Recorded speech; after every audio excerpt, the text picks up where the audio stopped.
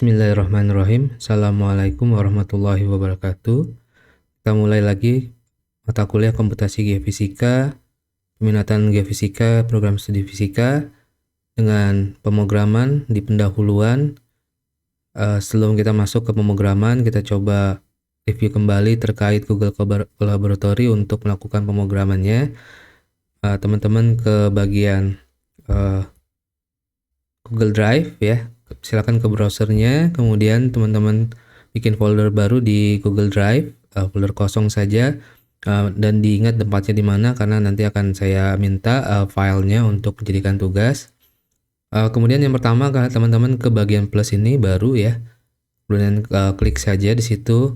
Nanti bagian lainnya di bawah. Nah, kalau di sini tersedia Google Laboratory. Nah, kalau di sini tidak muncul, teman-teman bisa hubungkan aplikasi lainnya ya, klik aja di bawah, silakan cari Colab di sini, ketik aja Colab ya, enter saja. Nah, nanti di sini ada bagian Google Laboratory, klik saja. Nanti bagian install ya, sebelah sini nanti kebetulan saya sudah diinstal, jadi menunya uninstall ya, tinggal nanti teman-teman install dulu. Setelah diinstal kita refresh dulu. Oke, setelah di refresh baru nanti teman-teman klik baru lagi, plus lagi, baru di sini mungkin nanti akan muncul ya Google Laboratory. Nah, teman-teman buka, klik aja. Nah, kemudian nanti setelah muncul ada baiknya file dari Colab-nya ini yang format .ipnyb-nya kita rename dulu ya. Sesuai dengan pertemuannya, sekarang adalah pertemuan pertama, jadi kita bikin comgeo underscore pertemuan 01 seperti itu ya, di enter saja. Oke, nah nanti teman-teman mulai dari kosong ya. Di sini yang ada tombol play ini berarti coding atau programnya bisa dimasukkan ke sini. Kalau mau masukkan teks, teman-teman bisa klik teks di sini, nanti posisinya bisa before atau afternya dari coding, atau kodenya tambahkan lagi bisa ya.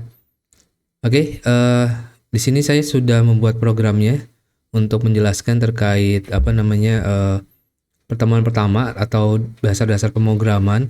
Ini sifatnya adalah mengingat kembali dari perkuliahan fisika komputasi, karena ini pernah saya sampaikan juga dulu ya. Dasar-dasar pemrograman ini kita mulai dari alur pemrograman, mulai dari alur pemrograman kondisional, itu adalah if, elif, else. Di teman-teman buka saja. Kita buka pemrograman pertama adalah menggunakan if, elif, else dengan pemrograman kondisional. Ya, jadi di sini saya membuat program untuk membuat nilai, ini pernah saya sampaikan juga ya dulu ya. Nah, di sini teman-teman buat program untuk menginput nilai secara otomatis. Nah, kita menggunakan algoritma atau pemrograman kondisional. Caranya gimana? Kita input dulu nilai di sini, nanti nilai berapapun yang akan keluar kita akan hitung secara otomatis apakah nilainya A, B, atau C, atau D. Nah, kita bikin input di sini, kita bikin integer, jadi nanti adalah bentuknya angka berupa bilangan bulat. Kemudian kita masukkan input ya, input nilai di situ. Nanti supaya kita bisa mengetikkan nilai angkanya berapa ya, masukkan nilai, nanti sebagai pengingat kita memasukkan nilai. Nah, kita mulai dari pemrograman if ya di sini ya. If di sini dimulai dari awal. Jadi bacanya seperti ini ya. Jika kita masukkan nilainya adalah nilai yang nanti kita inputkan itu kurang dari 0 atau nilai lebih besar dari 0 ya. Nah, artinya apa? Kita akan membuang atau tidak memasukkan nilai di antara lebih kecil daripada 0 dan lebih besar daripada 0, lebih besar daripada 100. Karena nilai nilai pada ujian biasanya kan nilainya antara 0 dan 100 ya. Jadi nilai lebih kecil atau negatif ya biasanya, atau lebih besar dari 100, misalkan 101, 102 itu nggak akan dimasukkan. Jadi cara membacanya seperti itu.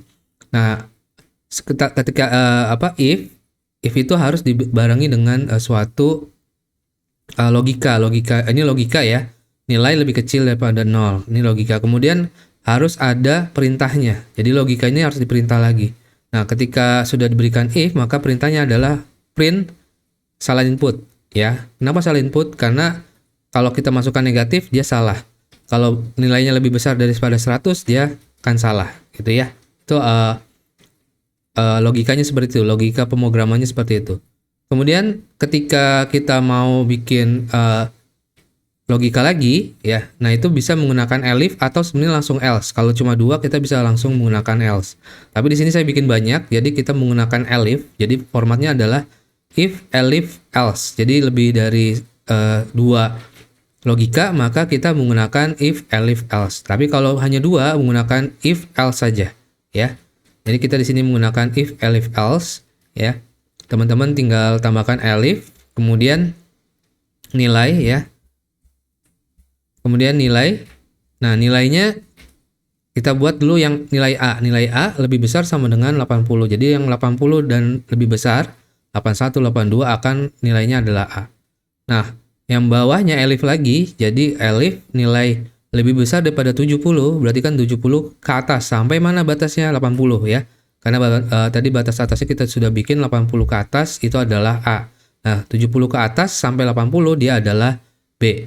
Gitu ya. Kemudian terus lebih besar daripada 60, dia C. Lebih besar daripada 50, dia D. Menggunakan elif. Nah, terakhir, karena kita sudah selesai, ya, jadi saya nggak mau capek nih bikinnya karena nggak mungkin lebih dari 40 ya dan lain-lain. Jadi udahlah, yang E itu adalah lebih selesai di batas bawahnya adalah 50. Ya udah 50 ke bawah atau ini kan 50 ke atas ya. Berarti yang 50 ke bawah adalah else ya atau else ya. Else itu paling akhir kita buat nilainya adalah E. Berarti selain 50 dia adalah E.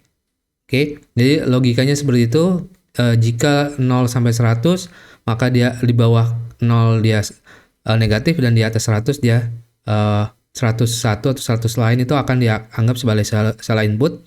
Atau elif nilai lebih besar sama dengan 50 adalah A dan seterusnya ya. Nah, ini kita coba running programnya. Nah, artinya kita suruh masukkan input ya, yang ini ya, nilai integer input. Nah, kita masukkan nilai angka ya. Kalau dia huruf, dia akan salah gitu ya. Nah, dia error ya, terjadi error. Oke, ini error karena nggak masuk ke logikanya. Logikanya dia harus atau programnya memastikan dia angka, maka dia harus masukkan integer di sini ya. Makanya errornya di sini adalah invalid literal for integer base 10 ya. Jadi salah ya. Kita memasukkan bentuknya salah. Jadi kita masukkan sekarang nah angka ya. Coba kita bikin misalkan 85 ya. Nah, berarti dia nilainya adalah A. Oke. Nah, 72 misalkan kita bikin dia harusnya B ya. Nah, 72 adalah B, seperti itu ya. Nah, kalau kita bikin dia 70. Nah, kenapa dia C gitu misalkan ya. Kenapa dia C? Padahal kan di sini 70 ke atas. Nah, ini logikanya ada yang kurang. Kenapa? Harusnya sama dengan ya. Jadi lebih besar sama dengan. Jadi kalau kita tambahkan sama dengan di sini ya. Nah, kalau kita masukkan dia 70, nah dia B ya. Kalau tidak kita masukkan, dia harus masuknya ke C nanti ya. Oke. Nah, gitu. Ya, jadi logika operator logika ini sangat berpengaruh ya. Ini operator logika ya, lebih besar sama dengan, lebih kecil. Itu operator logika sangat berpengaruh hasilnya kepada logika kondisional itu sendiri ya, atau alur pemrograman kondisional. Ini contohnya untuk yang kondisional. Silakan nanti dipraktekkan saja, dibuat pemrogramannya supaya teman-teman paham, dicoba. Ya, ini sederhana sekali. Dulu pernah kita pelajari ya. Berikutnya adalah alur pemrograman perulangan atau kita menggunakan while ya di sini. Nah, while yang pertama kita ada dua di sini. Yang pertama adalah kita menghitung secara otomatis ya, otomatis dari 0 sampai 100. Ini biasa dipakai untuk looping biasanya ya. Jadi kita ngeloop perhitungan tertentu. Misalkan kita tambahkan plus sama dengan, ini pernah dipelajari juga di fisika komputasi untuk menghitung iterasi ya. Nanti di dalam data geofisika banyak nih. Kita akan menggunakan iterasi untuk menghitung perulangan, pertambahan, penjumlahan, dan lain-lain ya. Ini contohnya adalah kita menghitung 0 sampai 100 secara otomatis ya. Jadi kita mulai dari angka 0, hitung 0 ketika kita menggunakan while ya. Untuk perulangan, while ketika hitung lebih kecil daripada 100, maka hitung itu akan ditambahkan 5 ya. Jadi 0 ditambahkan 5 sampai dia lebih kecil daripada 100 atau 99 atau dia 100 ya. Nah, kita print hasil hitungnya ini. Nah, kita print yang selesai ini sebenarnya nggak dipakai juga nggak masalah ya. Yang penting bagian yang terpenting adalah yang ini. Kalau kita menggunakan while adalah bagian yang sebelah sini. Nah, ini adalah bentuk yang digunakan untuk while. Yang bagian print selesai ini sebenarnya nggak kita pakai, nggak masalah. Tapi untuk biar tahu ini kita selesai atau tidak gitu ya. Nah, kita coba run di sini. Nah, dia akan menghitung mulai dari 5, 10, 15, dan seterusnya sampai dia 100 ya. Nah, terakhir adalah selesai. Ini print yang terakhir. Ini boleh pakai, boleh enggak, sebenarnya nggak ada masalah ya. Oke, seperti itu ya. Jadi untuk looping, kita menggunakan while seperti ini ya. Nah, dalam data geofisika, banyakkan bentuk lainnya untuk looping itu menggunakan bentuk seperti ini ya, data ya, datanya bisa tuple atau dia bentuk yang lain ya. Nah, ini ada bentuk data seperti ini 1, 2, 3 dan seterusnya, biasanya dalam data Excel ya. Nanti kita belajar menggunakan data tabel ke bentuk seperti ini ya, NumPy untuk numerical NumPy seperti itu, nanti kita pakai untuk menerjemahkan data Excel untuk kita ambil untuk iterasi. Nah, ini contohnya kita ambil aja dari nilai 1 sampai 100. Kita suruh menghitung si angka ini secara otomatis ya, secara otomatis. Bagaimana? Kita menggunakan for ya, tadi while ya. While itu kita berikan dulu inisiasi, tapi kalau for ya di sini adalah for ya. For itu kita mulai dari database yang sudah ada for i, jadi for i itu in angka, jadi nilai i pada angkanya ini 1, 2, 3 sampai dan seterusnya 1, 2, 5 ya dan seterusnya. Kemudian kita suruh print i, maka nanti harusnya yang di print adalah tabel yang angka ini ya. Kita coba. Nah ya, dia akan mengurutkan seluruh tabel yang ada di angka ini. Ini sangat berguna ketika nanti kita punya data banyak, kita mau menampilkan, kita mau melakukan modifikasi datanya, kita menggunakan perintah-perintah for yang ada di dalam angka gitu ya. Jadi kita tidak manual satu-satu, jadi angka plus 1, angka plus 2 enggak. Kita ya bisa menggunakan logika perulangan for seperti ini. Oke. Ya, itu salah satu aplikasinya dalam pemrograman looping atau perulangan dengan menggunakan for. Silakan dicoba. Berikutnya adalah fungsi atau dalam kode programnya adalah def ya. Oke, kita buka di sini. Kita menggunakan library math di sini ya. Math itu untuk mengambil seperti geometri, trigonometri ya, sin cos tangen yang kita ambil, atau di sini dalam pi ya, pi atau 3,14 atau 22/7 kita bikin aja menggunakan math ya. Sebenarnya nggak pakai ini juga nggak masalah ya, atau kita ganti 3,14, tapi nanti banyak persamaan-persamaan yang menggunakan modul-modul seperti ini atau library seperti ini. Ya, jadi kita import aja math as m ya. Nah, kemudian kita bikin suatu persamaan. Misalkan saya mau persamaan luas lingkaran, kan pi r kuadrat ya rumusnya ya. Nah, kita bikin def ya.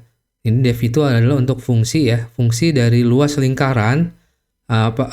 Ini adalah nama luas lingkaran ini kita bikin sendiri, bebas namanya apa aja. Luas underscore, luas lingkaran aja atau gimana, bebas ya. Ini namanya kita buat. Nah, tapi di sini nanti kita harus memasukkan rumus luas lingkarannya ya. Luas lingkaran variabelnya apa yang nanti yang berubah. Nah, fungsi ini ditujukan untuk suatu persamaan yang kita anggap dia nggak akan berubah-berubah ya. Hanya parameter tertentu saja yang berubah dalam persamaan tersebut. Contohnya luas lingkaran ini nanti yang berubah hanya R-nya saja. Karena P ini tetapan ya, atau konstanta, jadi R-nya saja yang berubah. Nah, nanti kita ganti 1, 2, 3 gitu ya, nanti dia akan menghitung otomatis gitu ya. Nah, kita buat dulu rumusnya, kita bikin def luas lingkaran, variabel yang berubah adalah jari-jarinya, R ya. Luas lingkarannya adalah ini ya, luas lingkarannya adalah, ini jangan lupa menjorok ke dalam sini ya, jangan ke kiri, nanti nggak akan kehitung. Sama dengan yang sebelumnya juga ya, setelah for dia menjorok ke dalam, setelah while juga dia menjorok ke dalam ya, si programnya.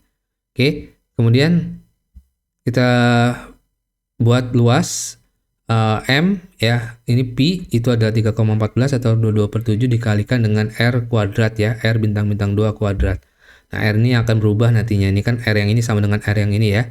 Print luas ya, luas ini. Jadi fungsi def nanti di print, maka kita tulis saja luas lingkaran. Nah, ini 150 bebas. Misalkan saya mau ganti jadi 10 luas lingkarannya.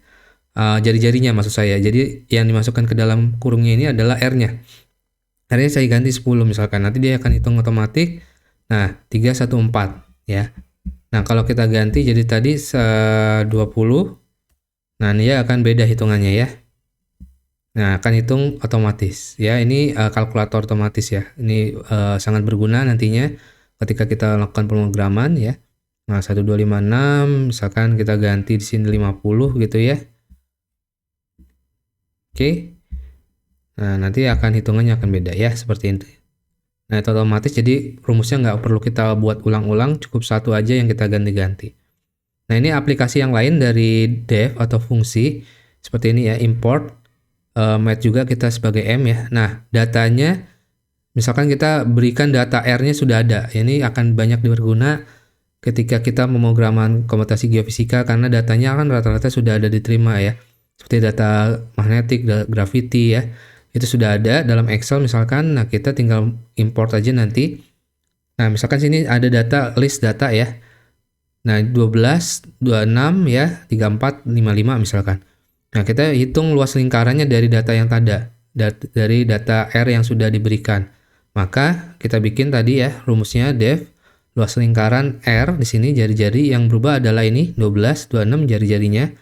Nah, rumusnya sama MP R kuadrat ya luas. Kemudian dari R ya, R yang ini nanti R yang ini in ya, ini kita kombinasi dengan ini ya for ya atau perulangan ya, looping ya, kita menggunakan for di sini supaya kita nggak ngulang lagi masukin satu-satu ya. Kalau kita menggunakan yang pertama tadi kita masukin satu-satu 12 masukin ke sini. Nah, ini kita supaya semuanya masuk bersamaan. Nah, ini sangat berguna nanti untuk melakukan analisis data ya. Nah, ini sangat berguna nanti ya. For R in, jadi R-nya kita ambil dari data R ini. Ya, jadi R in data R. Nanti R-nya akan diikutin menurut data R ini. Luas lingkaran R. Jadi R-nya akan diambil dari sini. Nah, coba kita running, nanti akan ada banyak variasi luas lingkarannya. Ya. Oke, nah luas lingkaran yang pertama ini 490 itu untuk R yang 12,5, 2239 ini untuk yang 26, 3804 ini untuk yang 34, dan 55 ini hasil luas lingkarannya adalah 9816. Silakan dicoba hitung aja. Harusnya jawabannya sudah benar ya. Nah, ini sangat berguna untuk perhitungan secara otomatis ya, seperti di Excel gitu ya. Oke, itu untuk fungsi. Tujuannya adalah kita tidak perlu melakukan perulangan coding ya. Terus juga ada logika perulangan yang sangat bisa dipakai untuk kombinasi dengan fungsi ini. Kemudian yang terakhir adalah contoh program kombinasi ya. Ini kita coba tampilkan di sini. Saya menggunakan modul atau library NumPy untuk kita coba analisis datanya nanti. Silakan nanti pelajari lagi tentang modul ya atau library, itu ada di fisika komputasi, banyak ya tipe-tipe library. Sini NumPy untuk mengambil scene-nya. Nah, misalkan saya punya data di sini, data R. Kemudian kita ambil ya data R-nya itu nilainya segini, kita rumusnya kita buat ya. Rumus misalkan NP sin NP P R kuadrat ya. Sin kemudian P R kuadrat misalkan ya. Nah, kemudian kita masukkan R-nya berdasarkan fungsi ini. Ini sama yang sebelumnya. Kalau kita running akan memberikan nilai persamaan ini, rumus tadi, kita tampilkan hasilnya berdasarkan nilai kombinasi R-nya yang ada. Ya, nah ini adalah salah satu pembelajaran terkait dasar-dasar pemrograman yang akan banyak berguna di komputasi geofisika. Mungkin itu saja, lebih kurangnya mohon maaf. Wabillahi taufiq wal hidayah. Wassalamualaikum warahmatullahi wabarakatuh.